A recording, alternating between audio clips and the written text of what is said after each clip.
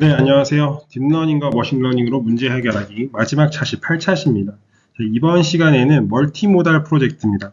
멀티모달이라는 개념에 대해서 좀 아시는 분들은 잘 아시겠지만 이제 어떤 개념이냐면 우리 인간을 보통 오감의 동물이라고 하잖아요. 그래서 예를 들면 우리는 시각도 있고 청각도 있고 후각도 있고 시각, 청각, 후각 또 뭐죠? 미각도 있고 그다음에 이제 느낌 여기 5가지 감각을 가지고 있는데 멀티모달이라 하는 것은 이런 감각에 의해서 아이디어가 나온 거라고 보시면 돼요. 그래서 과거에는 한 가지 기능밖에 못했던 것들이 이제는 멀티모달에서 여러 개를 합칠 수가 있어요. 그래서 예를 들면 우리가 아까 저번 시간에 했던 이미지 처리 있죠? 이미지 처리를 하는 것은 컴퓨터의 입장에서 시각 처리란 말이죠. 이런 시각 처리를 할 수도 있고 여기서 플러스 이제 텍스트 처리, 문자 처리죠. 텍스트 처리도 우리 인간으로 치면은 뭐가 좋을까요? 텍스트 처리는 언어라고 할까요? 언어 이런 것들 예전에는 이렇게 각각 독립적인 그 역할을 했었단 말이죠. 근데 이제는 본격적으로 이 두 개를 합치는 그런 기능들을 해서 마치 진짜 사람들처럼 이 다각화 시킬 수 있는 이런 것들을 멀티모달이라고 합니다.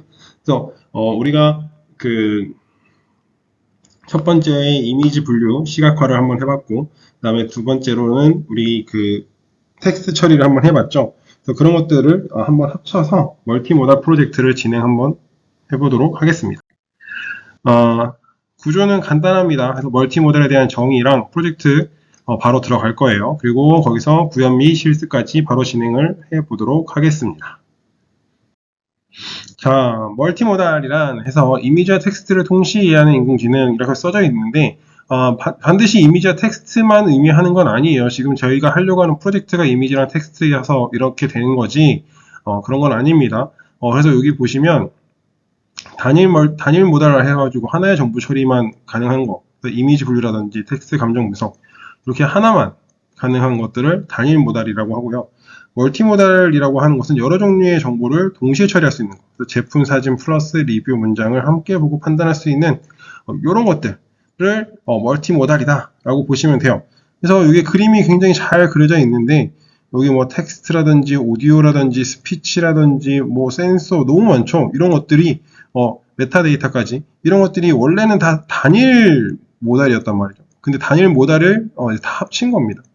이렇게 다 합쳐서 이렇게 된 기능들을 멀티모달이라기도 합니다. 오늘날에는 이제 기술적 트렌드를 보면 이런 멀티모달뿐만 아니라 이제 대형 LLM, 챗GPT 같은 데다가 다양한 서비스들을 탑재하기도 하죠.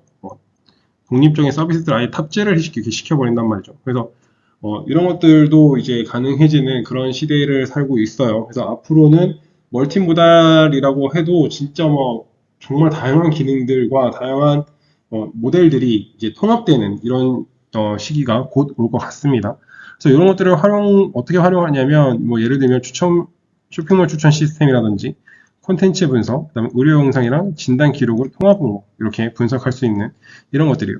그래서 이런 이미지를 베이스로 해서 이미지도 그 베이스로 그 분석을 하고 거기에 나와 있는 이런 다양한 텍스트들도 같이 분석할 수 있는 그런 기법을 한번 적용해 볼까 합니다. 자, 감성 신호의 충돌과 모델의 판단 이렇게 있어서 이럴 수도 있어요. 자, 보세요. 자, 감성 신호 충돌 예시했는데 자, 리뷰에서 어떤 사람이 생각보다 별로예요 했단 말이죠. 근데 그렇게 되면 부정적인 반응이잖아요. 그죠? 생각보다 별로예요 하면 부정적이고 근데 반대로 이미지는 굉장히 고급스럽고 예쁜 사진을 올려놨어요. 그러면 이건 또 그 이미지를 처리하는 모달에서 입장에서는 얘는 긍정이란 말이죠. 그러면 긍정과 부정이 합쳐지면 과연 모델은 어떤 감정을 선택할까? 이런 거죠. 이럴 때는 이제 개발자가 어떤 곳에 좀 더 비중을 둘지 말 그대로 가중치를 어느 부분에 더 줄지를 판단을 해야 됩니다. 그래서 리뷰에다가 더 높은 가중치를 줄지 여기에 예를 들면 0.6 뭐 이미지는 예를 들어서 0.4 이런 식으로 가중치를 줄 수가 있겠죠. 그래서 지금처럼 사진은 정말 이쁘게 잘 찍었는데 거기에 들어가 있는 텍스트 자체가 별로 좋지 않은 네거티브예요. 부정적인 거라면 최종적으로 부정적인 의견을 내놓을 수 있도록 이렇게 0.4, 0.6, 0.4 이런 식으로 세팅을 해놓을 수도 있게 되겠죠. 만약에 이제 부정과 긍정 사이에 중립 이런 것들이 또 있을 수도 있죠. 그럼 이제 설계하기 나름인 거죠. 그래서 만약에 0부터 1까지의 범위 내에서 예를 들어서 0.4, 0.45에서 0.55 사이에 있는 요 값들은 중립이고 이쪽으로 빠지면 부정, 이쪽으로 빠지면 긍정 이렇게 설계할 수도 있어요. 그건 이제 설계자가 설계하기 나름인 겁니다. 그래서 이런 감정 신호를 충돌할 때, 신호와들이 부딪혔을 때, 충돌했을 때 어떤 처리를 할 것인가, 일종의 예외 처리죠. 그런 것들을 충분히 고민한 후에 설계가 이루어져야 된다라고 보시면 될 것 같아요. 그래서 모델의 판단 방식은 텍스트 이미지와 이미지 감성 점수를 각각 계산을 하는데 융합 후의 가중칩 기반의 판단, 그래서 텍스트에 더 비중을 줄 수도 있고 학습 데이터에 따라서 어느 모달리티에 더 높은 신뢰도 높은지에 따라서 또 다를 수도 있다 라고 보시면 돼요. 그래서 리뷰가 부정인데 이미지가 긍정이면 중립 또는 약한 부정이고 리뷰가 긍정인데 이미지가 부정이면 긍정이 약화되고 이런 식이에요. 그래서 예를 들면 데이터 구성이 이미지, 텍스트, 라벨 이렇게 돼 있을 때 이미지가 고급지고 그 다음에 텍스트가 못하네요. 디자인이 너무 예뻐요. 이렇게 돼 있고 그랬을 때 긍정이니까 얘도 긍정으로 이렇게 출력이 되는 라벨링을 하는 그런 모습들을 보여줄 수가 있다라고 보시면 될 것 같습니다. 자, 저는 이번에는 코렉 기반으로 한번 진행을 해보겠습니다. 코렉 기반에서 이제 멀티모달 감정 분석 이제 모델 구조인데요. 첫 번째는 텍스트 인코더를 해서 리뷰 문장을 버트 또는 코버트로 이제 인베딩 시킬 거예요. 그리고 문장의 의미와 감성 정보를 이제 벡터화 시키겠죠. 벡터화는 반드시 있어야 돼요. 가장 중요하죠. 텍스트 인코더는 이런 식으로 해서 인코더가 끝나요. 그 다음에 이제 이미지 인코더는 CNN, 대표적으로 레즈넷인데, 이런 것들로 특징 추출을 한 다음에 색상, 질감, 형태 등 시각적 감성 정보를 벡터. 이렇게 하는 거죠. 그래서 각각의 벡터들을, 벡터 값을 결합합니다. 그래서 컨센케이션이라든지 어텐션이라든지 크로스 모달 트랜스폼이라든지 이런 기법들이 있어요. 융합 모듈 기법들이 있는데 융합 모듈을 가져와서 이제 판단을 하는 거죠.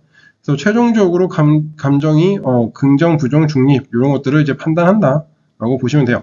그래서 리뷰 텍스트 같은 경우는 버트가 그 다음에 제품 이미지는 CNN 모델이 각각 모델이 서로 분리되어 있어서 얘네들이 각각 판단을 하고 이 데이터를 그냥 단순히 가중치만으로 그냥 하는 것이 아니라 융합 모듈을 통해서 최종적으로 의견을 낸다라고 보시면 될 것 같습니다. 그래서 이제 아까 말씀드렸던 이제 긍정, 부정, 중립 이런 식으로 이거 또 싫으면 좀 더 다양한 표현들을 만들어낼 수야 있겠죠. 그거는 이제 개발자가 어떤 의도를 가지고 하느냐에 따라서 좀 다를 것 같아요. 그래서 저는 일단은 긍정, 부정으로만 설계를 했습니다.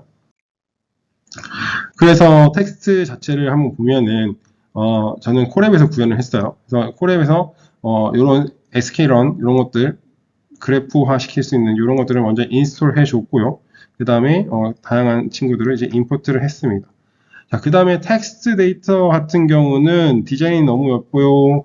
그리고 배송이 너무 느려요. 딱 두 가지로 1과 0 이렇게만 집어넣고 라벨링을 했어요. 자, 그 다음에 이미지를 불러왔을 때는 제가 두 가지 신발을 준비했습니다. 이렇게 러닝화 하나랑 구두 하나 이렇게 배치가 됐어요. 그러면 지금 현재 텍스트 데이터가 두 개가 들어왔고 이미지 데이터도 두 개가 오게 됐다라고 보실 수 있겠죠, 그죠? 그래서 얘네들도 같이 그 데이터를 가져와야 되는데 만약에 이제 이 실험을 하는 데 있어서 텍스트가 두 개인데 두 개가 리스트로 이제 이렇게 되어 있는데 이미지가 하나만 있어요. 그러면 매칭이 안 돼서 에러가 뜰 겁니다. 그래서 이미지를 반드시 두 개를 준비해 주시면 될 것 같아요. 그리고 이런 사전의 라이브러리를 사전에 설치해 놓으면 좀 더 좋겠죠, 그죠? 자, 그래서 얘네들 이제 이미지를 특징을 추출할 수 있는 함수들을 가져왔는데 여기 보시면 이미지 자체 사이즈를 64, 64로 줄였죠, 그죠? 그리고 나서 얘네들을 다시 어레이화, 배열화 시켰습니다. 그리고 얘네들을 이제 평균값으로 RGB 평균값으로 가지고 왔습니다. 그래서 이런 식으로 이제 그 이미지 특징을 뽑아낼 수 있다라고 보시면 돼요. 그래서 요게 구체적으로 이 어레이가 무슨 원리로 통해서 그 배열을 통해서 어떤 배열들이 들어왔길래 이렇게 데이터가 처리가 되는 거지? 라고 생각하실 수 있는데 그런 거 하나하나를 지금 배우시면 굉장히 복잡해질 거예요. 그래서 보통은 이제 전공자들이 많이 그런 것들을 연구를 하고요. 이런 것들을 통상적으로 그냥 사용한다라고 보시면 될 것 같습니다. 그래서 이미지 패스에 대해서 이미지 특징을 추출하고, 그 다음에, 텍스트도 이제 벡터화 시켜야 된다고 했죠. 그래서 0과 1로 바꿔서 숫자를 만들 필요가 있다고 말씀드렸어요. 그죠? 그 다음에 각각 이제 이미지 추출했고 텍스트도 추출했어요. 그죠? 그러면 이제 융합을 시켜야겠죠. 멀티모달로 결합을 해야 된단 말이죠. 그래서 엑스컴바인이라고 해가지고 이 친구들을 텍스트와 그 다음에 이미지 피처를 매칭을 시킨 겁니다. 그래서 아까 보시면 제품이 너무 예뻐요랑 배송이 너무 느려요, 요거 두 가지가 있었잖아요. 그래서 얘를 0 또는 1 이렇게 해서 여기에 지금 운동화가 들어가 있는 거고 여기에 지금 구두가 이렇게 매칭이 되어 있는 그런 상태인 거죠. 자, 그렇게 해서 지금 현재 데이터를 매칭시킨 단계예요. 그죠? 아직 학습도 진행되지 않았습니다. 그래서 학습을 만약에 시켰을 적에 보면은 로지스 리그레션이 있네요. 그래서 선형으로 간다는 얘기겠죠. 그래서 이렇게 모델 자체를 우리가 선택해서 이 아까 융합했던 뭐였죠? X 콤바인을 여기에 집어넣었다라고 보시면 될 것 같습니다. 자, 그랬을 때 테스트를 했을 때 색상이 고급스러워 해가지고 테스트용 이미지도 0번째, 여기 보시면 0번째라고 되어 있죠? 그러면 아까 집어넣었던 운동화, 이 친구, 얘를 테스트용 이미지로 선택했다는 얘기예요. 그죠? 이렇게 했을 때 과연 어떤 예측이 될까라고 보는 거죠. 네, 그러면 최종적으로 테스트 예측 이렇게 자세히 보시면 이렇게 되어 있습니다. 그래서 텍스트는 색상이 고급스러워요 해가지고 이미지도 선택해서 드러났더니 이것을 실행하면 예측 결과가 또는 긍정 또는 부정이 나오는데 저는 예측 결과가 긍정으로 나왔네요. 그죠? 이렇게 긍정으로 나왔고 이 긍정으로 나온 것들을 이미지를 이제 시각화 해서 이렇게 테스트 이미지 해가지고 얘를 시각화 시켜놨습니다. 이렇게 만들어 놓을 수도 있다라고 보시면 돼요. 그런데 이제 지금 같은 경우는 저희가 주의해야 될 게 저희가 아까도 봤듯이 데이터 양이죠. 텍스트에 대한 데이터 양도 어느 정도 쌓여 있어야 되고 이미지에 대한 양들도 어느 정도 쌓여 있어야 돼요. 그래서 그렇게 되어 있었을 때 비로소 좀 디테일한 그런 분석들이라든지 또는 제대로 된 머신의 성능이 이제 발현된다라고 보시면 될 것 같고요. 지금 말씀하신 대로 제가 말씀드린 대로 예측을 실습을 위해서 제가 일부 굉장히 간단하게 그냥 구현을 했기 때문에 이렇게 출력이 된다라고 보시면 될 것 같습니다. 그래서 이렇게 보시면 텍스트는 디자인이 너무 예뻐요 하고 이미지가 밝고 고급스러운 제품 이미지. 그래서 그랬을 때는 긍정이고 배송이 너무 느려요. 그리고 어두운 제품 사진 부정. 색상이 고급스러워요. 밝은 제품 사진 긍정. 이렇게 나오잖아요. 그죠? 이렇게만 나오면 사실은 지금 여기서도 지금 제가 여러분들한테 말씀을 드리고 있지만 여기서도 지금 한계가 보이는 거죠. 그죠? 예를 들면 이미지 사진이 어두운 제품 이미지 사진이라는 거예요. 그러면 도대체 이미지 제품이 얼마나 어두워야 부정일까?도 고민을 해봐야 되고 알아야 되고 그죠? 사실은 그런 것들이 모두 기준점으로 나와 있어야 머신 모델이 제대로 동작을 하겠죠. 그죠? 그리고 디자인이 너무 예뻐요. 이런 것들 사실은 예뻐요는 포지티브라고 볼 수 있을 것 같아요. 그리고 고급스러워도 포지티브라고 볼 수 있을 것 같습니다. 근데 저희 한국어 같은 경우는 특히 표현을 되게 모호하게 할 수 있는 게 되게 많단 말이죠. 그래서 그런 것들에 대한 좀 더 연구가 필요할 것이고 또 그런 말뭉치들 그런 연구가 이미 되어 있는 말뭉치들이 오픈소스로 나와 있기도 합니다. 사실은. 그래서 그런 것들을 활용하면 좀 더 성능이 좋은 그런 머신 자체를 이제 개발할 수 있을 것 같아요. 딥러닝 기반에. 그래서 지금 현재는 앞서 말씀드렸듯 이제 데이터가 굉장히 적어요. 데이터 수가 지금 2개잖아요. 그래서 샘플 수가 너무 적어서 일반화가 어렵다는 게 한계입니다. 한계. 그래서 이런 것들에 좀 문제가 이슈가 있었고요. 그 다음에 이미지 특징 자체가 지금 굉장히 단순했죠. RGB 평균값만 사용했단 말이에요. 근데 아까 말씀드렸듯이 RGB 평균값을 쓰면은 뭐 물론 심플하다 보니까 계산도 되게 빠르고 컴퓨터 파워에서도 큰 영향을 미치지 않거든요. 그 컴퓨터 파워도 굉장히 여유롭게 쓸 수 있어요. 그러다 보니까 이게 굉장히 이분법적으로 이제 구분이 되는 거죠. 긍정이냐 부정이냐. 근데 여기서도 뭐 이미지가 웬만하면 아마 밝기만 제대로 조절하면 웬만하면 다 긍정으로 찍힐 수 있는 그런 여러 가지 이슈들이 남아있단 말이죠. 그래서 그런 것들을 해결하기 위해서 시각적 감성 표현이 너무 제한적이다. 이런 것들이 좀 문제고, 그 다음에 로직스 회계 기반이기 때문에 아까 말씀드렸던 이분법으로 되죠. 근데 우리는 그 저번에 그 딥러닝의 기초할 때에도 말씀드렸듯이 퍼셉트론 얘기했었는데 단일 퍼셉트론보다는 이제는 멀티 퍼셉트론이 더 중요하다고 했죠. 그래서 이분법적으로 짝짝 그 긍정이다 부정이다처럼 짝짝 선택이 갈라지는 것이라면 모르겠는데 사실은 우리의 삶도 마찬가지고 컴퓨터를 가지고 의사결정을 할 적에도 사실은 0과 1 사이로 완전히 구분할 수 있는 그런 것들이 생각보다 별로 없어요. 그리고 우리 일상에서 그 접해지는 다양한 정보들은 아까 그 저번 시간에 이미지 때도 말씀드렸듯이 대부분은 비정형이란 말이죠. 정형 데이터가 거의 없어요. 비정형 데이터를 정형 데이터화로 해서 오늘날의 통계라든지 그런 다양한 것들을 작업을 하는 거지. 사실은 애초에 그 정보 또는 데이터들 자체가 비정형의 경우가 훨씬 많단 말이에요. 그래서 그런 것들을 행하다 보면 그런 것들을 원본 자체를 유지해서 그 원본 자체를 분석하는 게 사실은 더 유의미하게 남아있다라는 거죠. 안 그러면 이걸 통계적 데이터로 바꾸는 과정 또는 여러 가지 과정에서 사람이 실수할 수도 있고요. 또는 그 설계자의 의도가 담길 수도 있단 말이죠. 근데 그런 것들을 모두 없애려면 그 말뭉치면 말뭉치 또는 댓글이면 댓글 그 자체를 그냥 분석을 하는 게 가장 좋겠죠. 그죠? 그런 것들을 하기 위해서는 당연히 이제 복잡한 감성 패턴이 필요하고 좀 더 복잡한 모델 구조가 필요하다라고 생각하시면 될 것 같습니다. 다만 이번 시간에는 저희가 그 실습을 통해서 이렇게 그 두 가지 모델들이 합쳐서 멀티 모델을 만들 수가 있어라는 것을 보여주기 위한 거지 이 모델이 좋다라고 평가할 수는 없다라고 생각하시면 될 것 같습니다. 자, 그래서 앞으로 개선 방향을 이제 어떻게 생각하시면 되겠냐면 첫 번째는 데이터 확장입니다. 그러니까 다양한 감성이 얽힌 컨텍스트에서 이런 것들은 이제 그 아마 AI 허브라든지 데이터댐 이런 데에 들어가시면 굉장히 많은 데이터들이 이미 있을 거라고 저는 생각을 하고 있어요. 특히 이미지랑 텍스트는 이미 굉장히 많을 것 같고요. 말뭉치들이 보통 말뭉치라고 표현을 많이 하는데 그런 말뭉치가 굉장히 많이 있을 것 같고요. 그다음에 모델 고도화, 그래서 버트 CNN 기반의 멀티모달의 딥러닝 모델을 적용할 필요가 있다. 이런 것들. 모델 자체도 이제 그 고도화될 필요가 있고요. 그다음에 색상, 질감, 구도 등 이미지 특징 강화 이런 것들이 필요하다라고 돼 있는데 사실 뭐 당연히 이런 것들이 기본적으로 데이터화가 돼 있으면 굉장히 좋은데 데이터화가 돼 있지 않으면 또 데이터를 수집해야 되는 그런 어려움이 생겨요.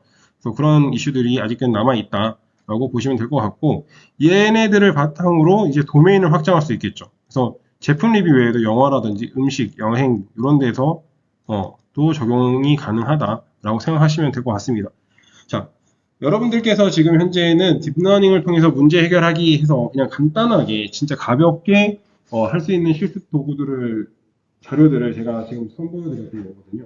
사실은 물론 뭐 그렇다고 지금 배운 게 그럼 딥러닝이 아니냐 맞냐라고 했을 때는 당연히 딥러닝이 맞긴 하지만 여전히 아쉬운 게 많이 남아있다라는 거죠. 그렇기 때문에 나중에 이런 개선 방향들을 보시고 스스로 이 영상을 보시는 분들이 스스로 머신이 성능을 향상시킬 수 있도록 그럼 딥러닝의 성능을 향상시키려면 어떻게 해야 되냐라고 했을 때 이런 것들을 참고하셔서 본인의 그런 시스템에 적용해 보시면 되지 않을까라고 생각을 하고 있습니다.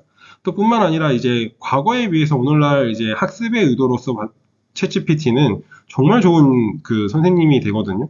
그래서 그 코드가 좀 잘 모르고 코드가 잘 안 짜여지거나 특히 이제 초보자의 경우에는 코드의 구성보다는 오타로 인한 에러 그리고 그 에러로 인해서 그 에러를 찾는 과정이 진짜 복잡하고 뭐 눈이 아프고 하시잖아요. 그런 것들을 이제는 우리 그 LLM, 챗GPT나 코파일럿이나 이런 친구들이 잘 도와줄 수 있기 때문에 그런 도구들을 잘 활용한다면 정말 효과적인 인공지능 학습을 할 수 있을 거라고 생각이 됩니다. 네, 이번 시간은 여기까지고요. 그동안 시간을 들여서 저희 강의를 들어주셔서 대단히 감사드리고, 이번 그 강의는 딥러닝을 활용한 문제 해결하기였습니다. 네, 시청해주셔서 감사합니다.